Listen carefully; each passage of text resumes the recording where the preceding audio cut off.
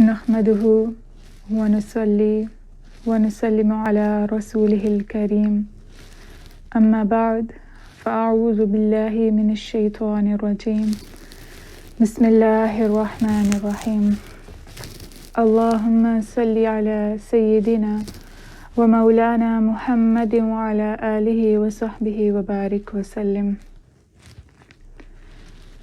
تمام ناظرین و ناظرات، السلام علیکم ورحمۃ اللہ وبرکاتہ۔ آج کا یہ پروگرام عرفان الہدایہ UK کے پلیٹ فارم سے انعقاد پذیر ہے اور کنیکٹنگ ود قرآنک انسائکلوپیڈیا کے ٹائٹل سے۔ آج ہم اس پروگرام کی دوسری نشست میں حاضر ہیں۔ پچھلی نشست میں نے قرآن کے علمی مقام و مرتبہ اور قرآنی انسائکلوپیڈیا کے پس منظر پر بحث کی کہ وہ کیا وجوہات تھیں جن کے بنا پر حضور شیخ الاسلام ڈاکٹر محمد طاہر القادری نے قرآنی انسائکلوپیڈیا لکھا، اس کو ترتیب دیا۔ اور آج کی ہماری گفتگو کا ٹاپک ہے قرآنی انسائکلوپیڈیا کا تعارف۔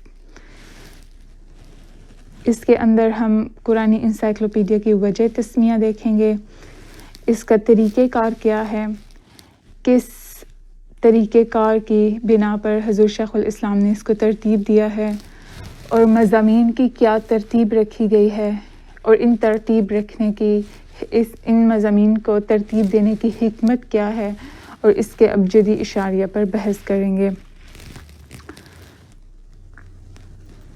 میری آج کی گفتگو 3 حصوں پر مشتمل ہے۔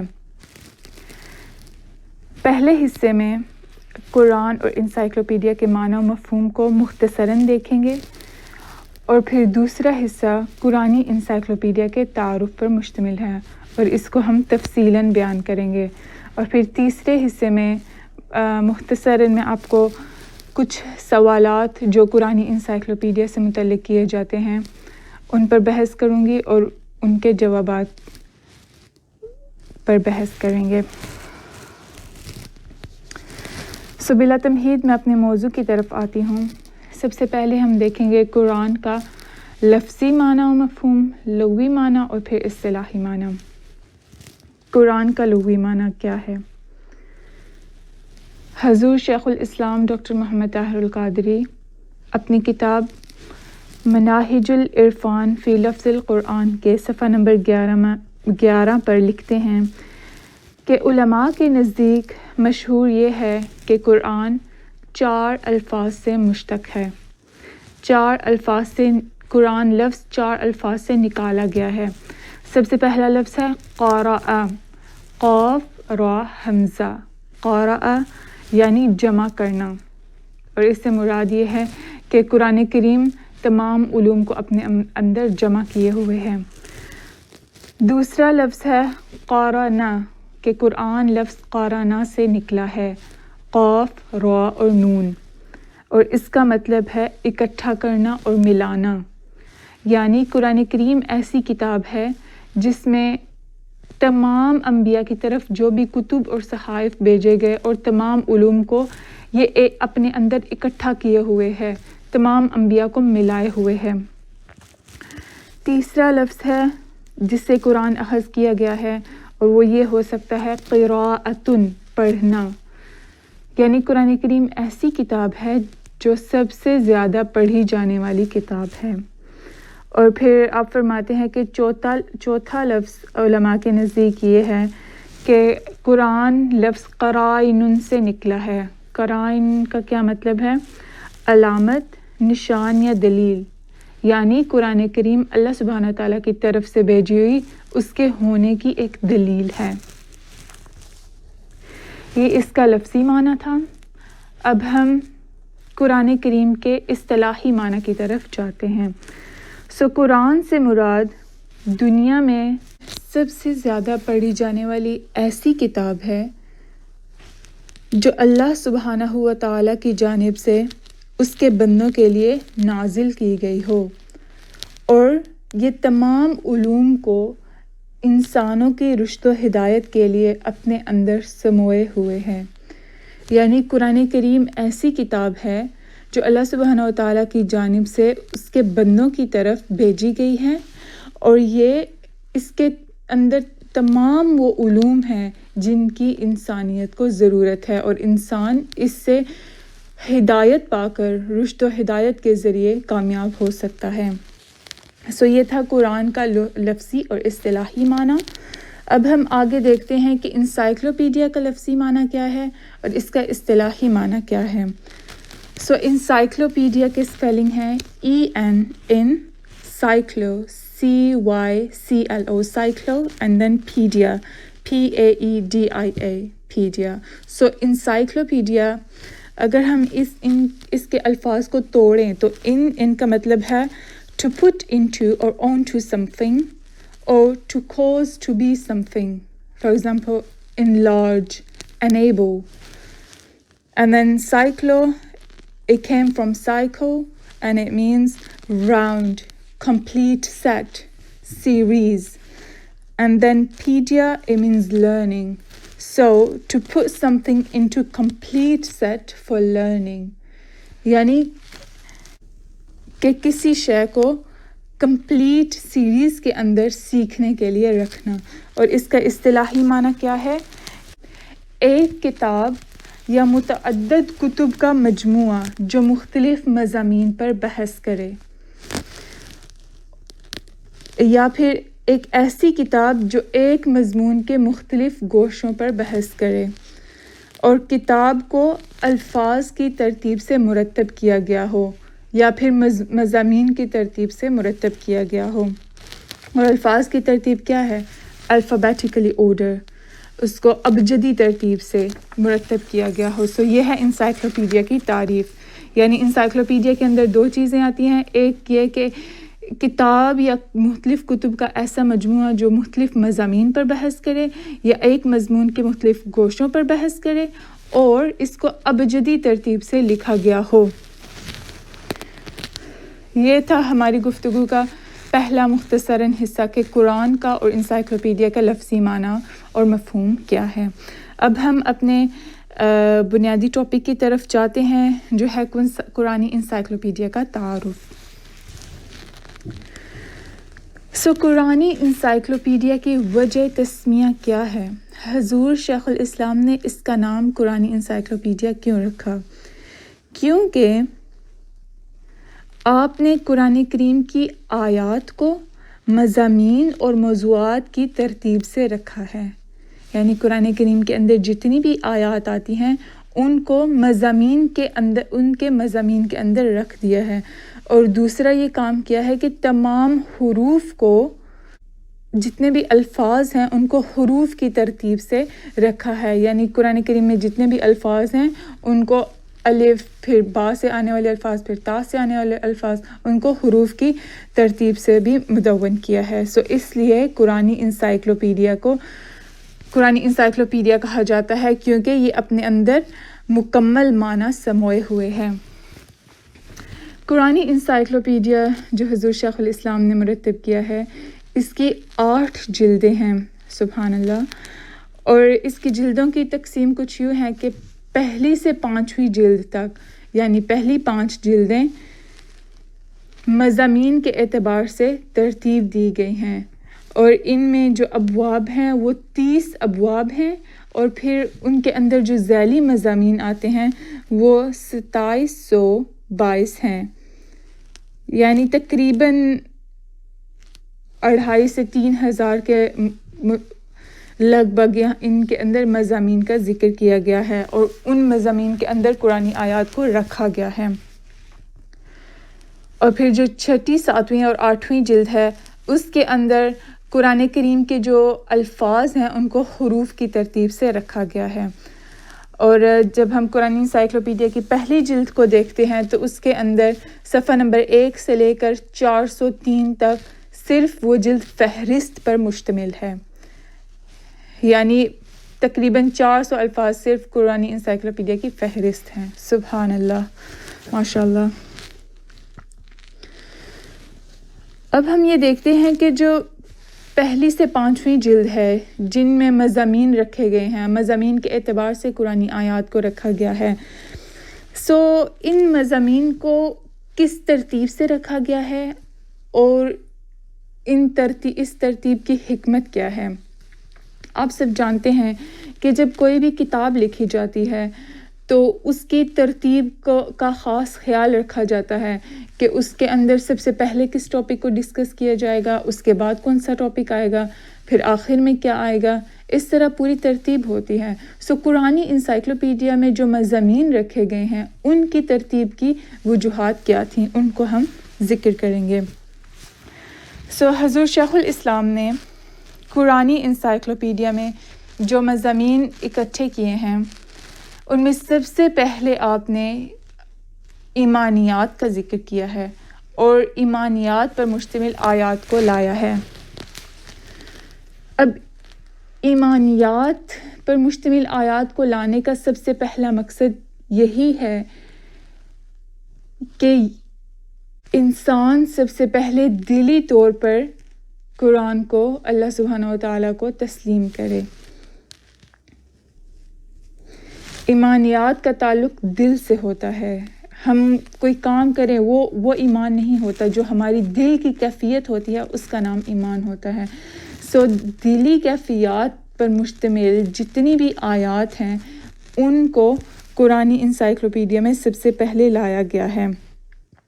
اس میں ایمان باللہ آ جاتا ہے، ایمان بالرسالت، ایمان بالکتب، ایمان بالملائکہ، ایمان بالآخرت، قدر پر ایمان، جتنی بھی آیات ایمانیات سے متعلق ہیں ان کو سب سے پہلے لایا گیا ہے۔ اور ہم سب جانتے ہیں کہ یہ صرف دین اسلام کا اصول نہیں، یا کسی مذہب کا اصول نہیں، یہ ایک عام اصول ہے کہ انسان کسی بھی شے کو اسی وقت اس پر عمل پیرا ہوتا ہے یا اس کی طرف گامزن ہوتا ہے یا اس کو تسلیم کرتا ہے جب اس کا دل اسے تسلیم کرتا ہے۔ لہٰذا ایمانیات کی آیات کو لا کر پہلے لانے کا مقصد بھی یہی ہے کہ پہلے انسان دل سے ہر شے کو قبول کرے اور پھر وہ عمل پر جائے۔ پھر ایمانیات کی آیات کے بعد عبادات پر جتنی بھی آیات ہیں ان کو لایا گیا ہے۔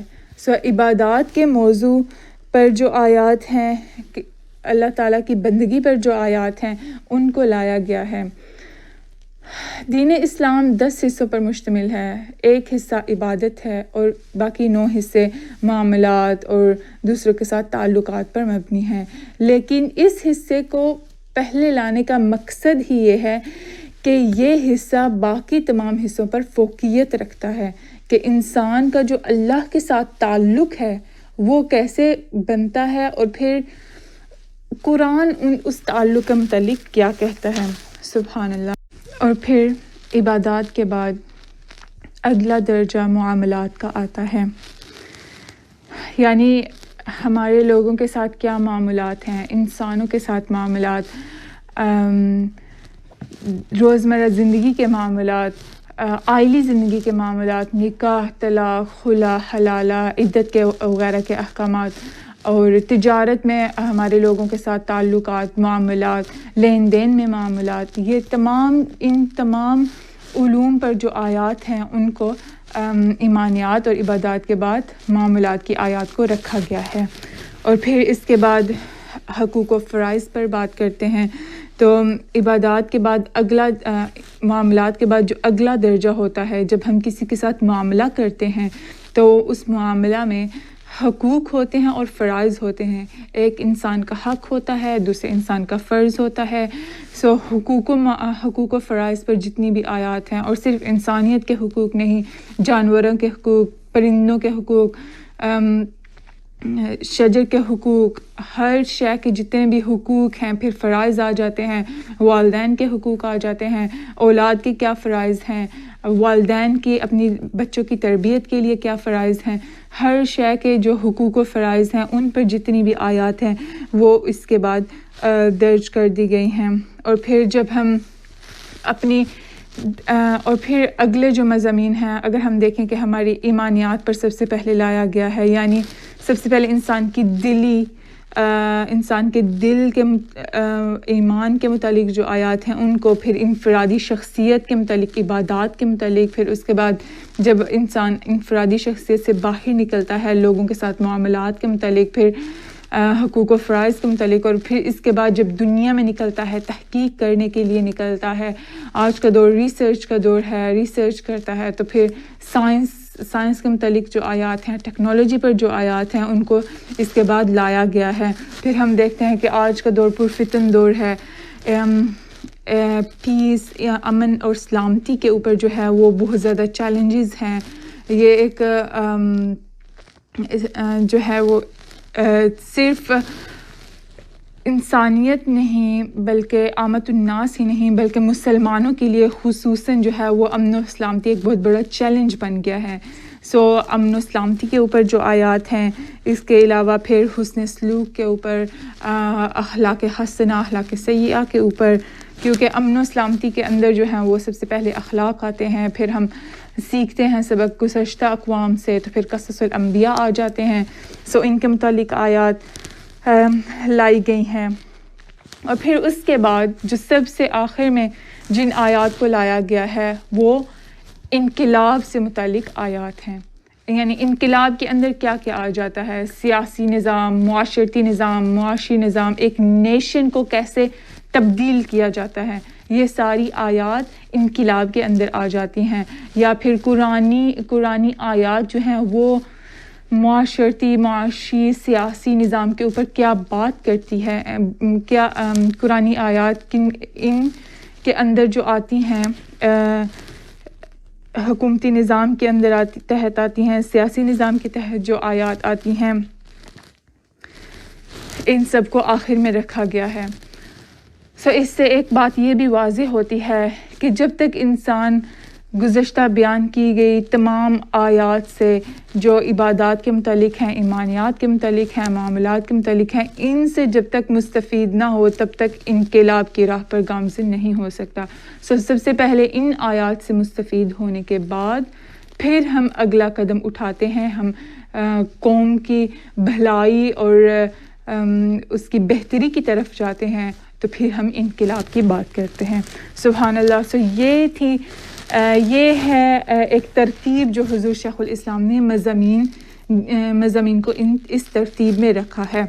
اور اگر ہم دیکھیں کہ ان کو کیسے، کون سی جلد میں کون سے موضوع کے متعلق آیات آتی ہیں، تو ہم وہ بھی دیکھ لیتے ہیں کہ جلد نمبر 1 میں ہے وہ ایمان باللہ کے متعلق ہیں، وجود باری تعالیٰ کے متعلق ہیں، عقید توحید اور اس کے ضروری متعلقات جو ہیں ان کے متعلق جتنی بھی آیات ہیں وہ پہلی جلد میں آتی ہیں. سب سے پہلے جیسے میں نے آپ کو بیان کیا کہ پہلی جلد کے اندر 400 صفحات جو ہیں وہ صرف اس کی فہرست پر مشتمل ہیں. سبحان اللہ. اور پھر اس کے بعد جو صفحات ہیں وہ پھر ایمان باللہ اور اس سے جو متعلقات ہیں ان کے اوپر آیات آتی ہیں. توحید کیا ہے، اسماء ذات الہیہ کی عظمت کیا ہے، صفات باری تعالیٰ، اسماء باری تعالیٰ، اللہ رب العزت کے متعلق جو آیات ہیں وہ پہلی جلد میں آتی ہیں. پھر جلد نمبر 2 میں شرک اور اس کا بطلان، ایمان برسالت، ایمان بالکتب، ایمان بالملائکہ، ایمان بالقدر اور ایمان بالآخرت پر آیات آتی ہیں. سبحان اللہ. اور پھر اگر ہم تھوڑا سا تفصیل میں جائیں تو ایمان بالرسالت میں حضور تاجدار کائنات صلی اللہ علیہ وآلہ وسلم کی معرفت پر آیات ہیں، آپ علیہ الصلوۃ والسلام کے خصائص و کمالات کے اوپر آیات ہیں، محبت و اتباع رسول کے اوپر آیات ہیں.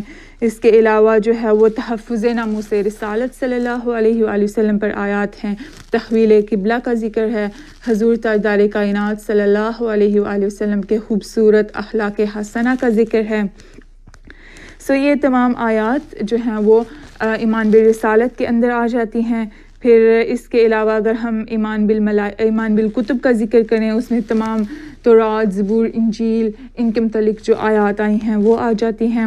پھر اسی جلد میں ایمان بالملائکہ کا ذکر کریں تو حضرت جبریل علیہ السلام، میکائیل علیہ السلام، اسرافیل علیہ السلام، ہاروت و ماروت، کرامن کاتبین، ملک الموت، سب جتنی بھی ملائکہ کے متعلق آیات ہیں وہ آ جاتی ہیں.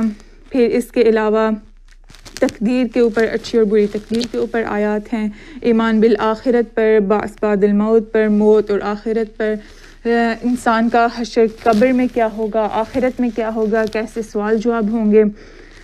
یہ ساری آیات جلد نمبر 2 کے آخری حصہ میں آتی ہیں.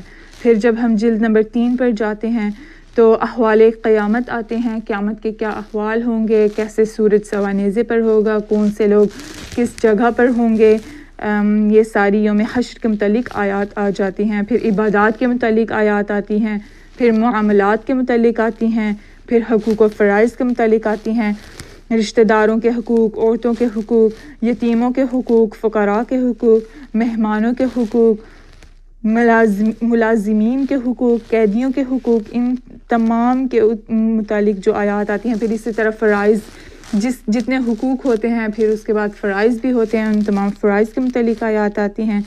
پھر اسی جلد نمبر 3 کے آخر میں سائنس اور ٹیکنالوجی کے متعلق بھی آیات آتی ہیں کہ انسانی جسم کا ارتقاء کیسے ہوتا ہے، اس کا کیمیائی ارتقاء، حیاتیاتی ارتقاء، رحم مادر میں بچے کی پیدائش، بچے کی تخلیق کیسے ہوتی ہے، اس کے کیا کیا مراحل ہیں، مدارج ہیں، اور رحم مادر میں جنس کا تعین کیسے ہوتا ہے، حواس خمسہ، انگلیوں کے نشانات یعنی فنگر پرنٹس، اور پھر کائنات کے متعلق، اس کے تخلیق کے متعلق علم الطبیعیات، علم الفلکیات، علم موسمیات، نباتات، علم الحیوانات، ان سب کے متعلق جو آیات ہیں وہ آ جاتی ہیں جلد نمبر 3 کے آخر میں.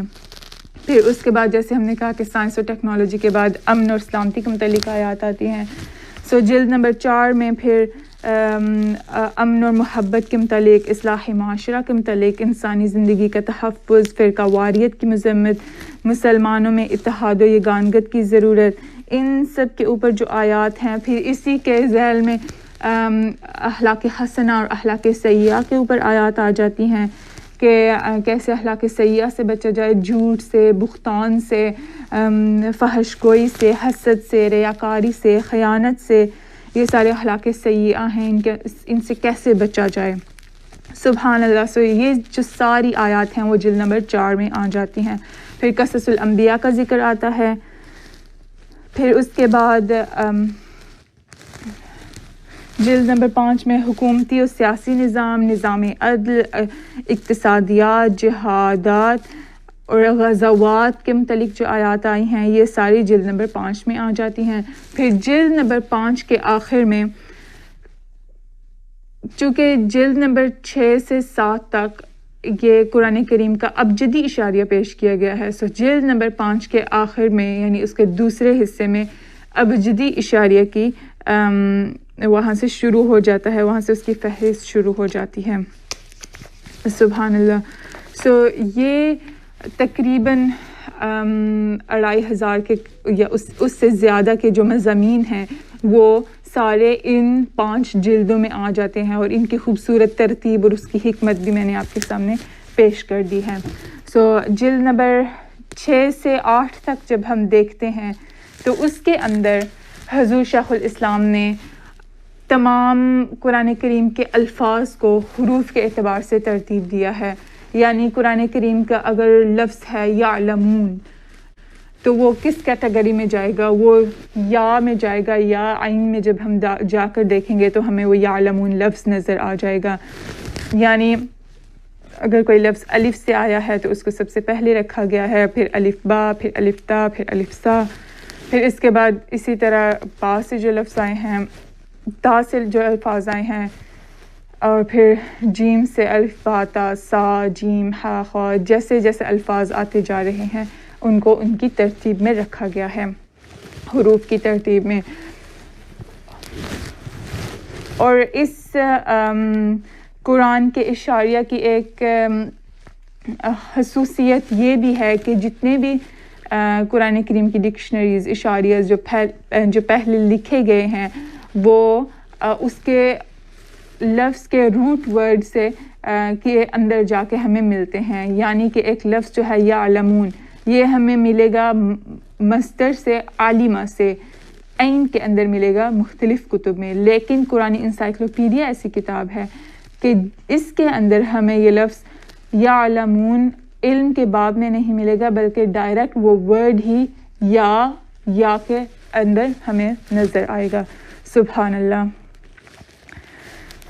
یہ تھا قرآنی انسائکلوپیڈیا کا خوبصورت تعارف کہ سبحان اللہ کتنی عظیم کتاب ہے قرآنی انسائکلوپیڈیا، کہ اس کے اندر تمام مضامین کو بھی رکھا گیا، تمام مضامین کو کے اندر جتنی بھی آیات آتی ہیں ان کو رکھ دیا گیا ہے.